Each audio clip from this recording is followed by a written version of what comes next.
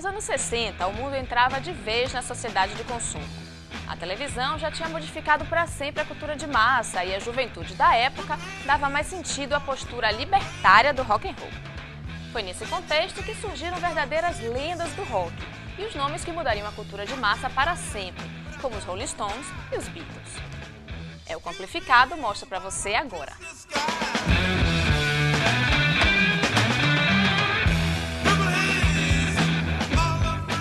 E para falar sobre os 4 garotos de Liverpool, a gente vai conversar um pouquinho com o Joe Strada. Joe, que é super fã também dos Beatles e tem uma banda cover dos Beatles, que é a Rock Forever.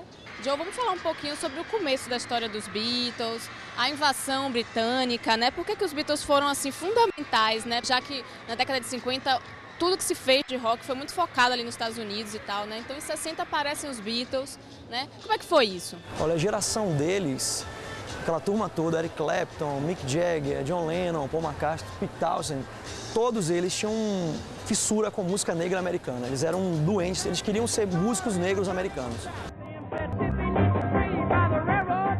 E o que aconteceu? Eles foram para os Estados Unidos mostrar à classe média branca, que tinha um pouco de preconceito, uma coisa que eles achavam maravilhoso. O que havia de tão diferente, de tão especial na música dos Beatles?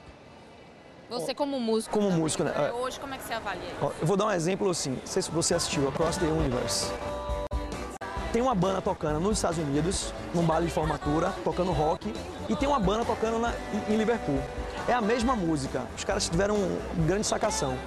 Nos Estados Unidos era uma banda meio caretinha, meio beat boy, sabe? Todo mundo meio comportado.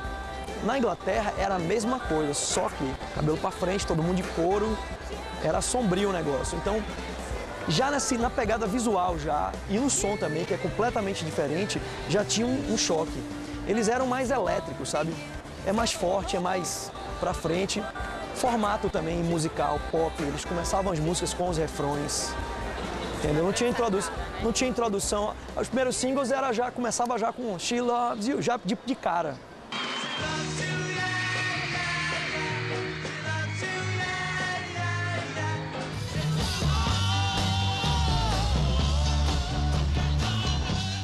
Desde o início eles usaram muito da música do rhythm and blues americano dos anos 40, Muddy Waters, Blind Lemon Jefferson, toda essa galera.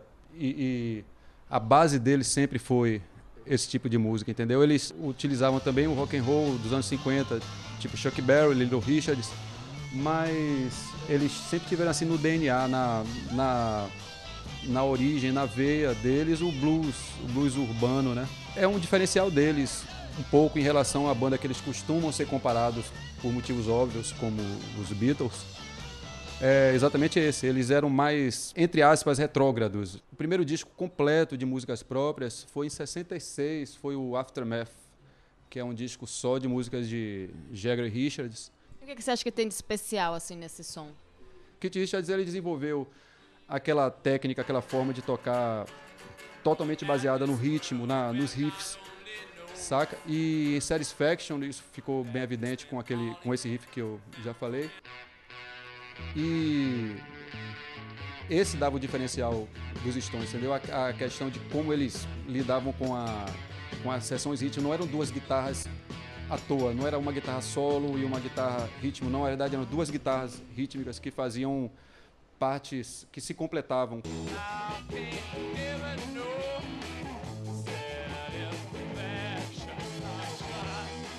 E aquele frisson todo que os Beatles causavam nas mulheres, né? A bitomania, né? Como ficou conhecida. Por que você acha que isso acontecia? O que é que tinha de especial ali? Se um Elvis já era bom, imagine 4, né? E tinha uma certa malícia nas letras que era bem de leve, sabe? Se você percebe que tem alguma coisa ali, que ele quer dizer uma coisa, mas na verdade diz outra. A música I Wanna Hold Your Hand Remember, eu vejo como uma música ingênua, mas se você olhar por baixo tem uma malícia ali absurda. Então, os pais das teenagers sacavam isso.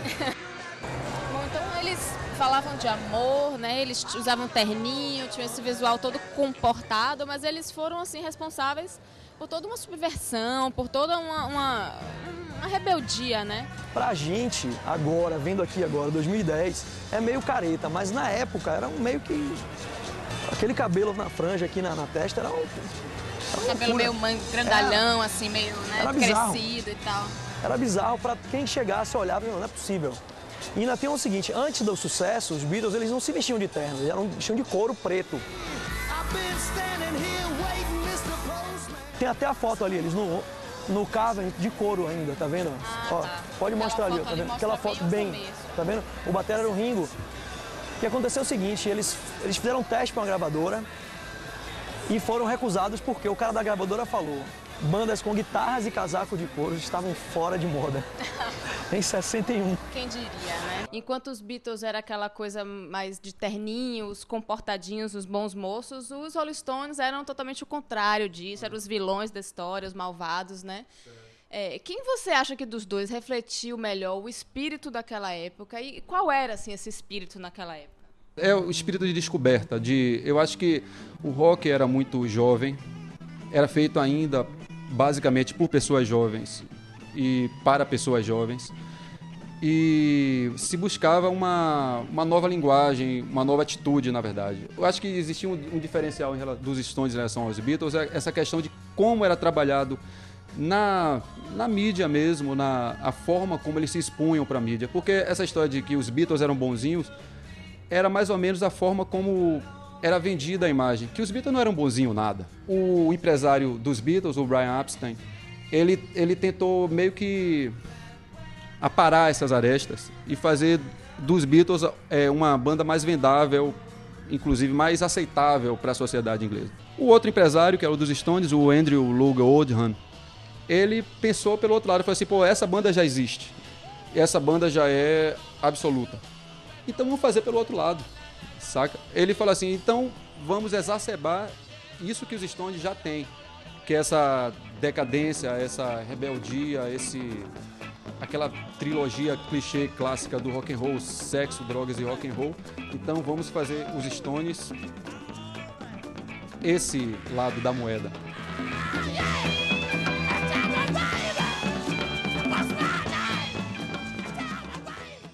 Você tem alguma dúvida de que os anos 60 e os Beatles redefiniram a cultura mundial?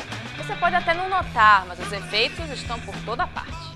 E sem saber, eles fizeram uma revolução totalmente cultural. Eles apoiaram nos anos 60 inovações como, por exemplo, a mini saia, o movimento Flower Power, quer dizer, tudo isso passou pelos Beatles, né? Eles foram eles que deram o começo, deram o start de tudo, e foram eles que inovaram, fizeram uma revolução muito grande, independente da música, né?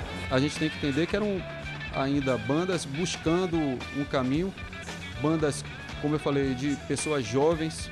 Então os anos 60 é um período, uma década de descoberta, de tentativa e de muita liberdade formal. É isso aí, no próximo Amplificado a gente conta pra você como foram os anos 60 aqui no Brasil. Entre em contato com a gente, mande um e-mail para amplificadorock@gmail.com. A gente se vê, hein? Até lá!